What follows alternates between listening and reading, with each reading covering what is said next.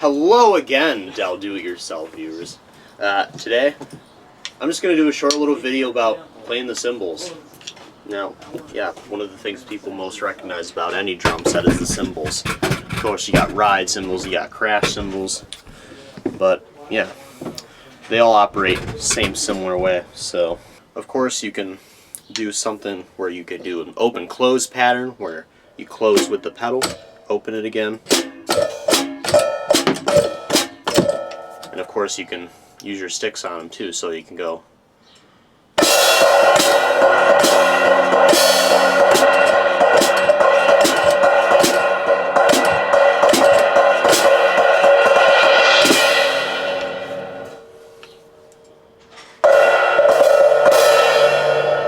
you can do a little.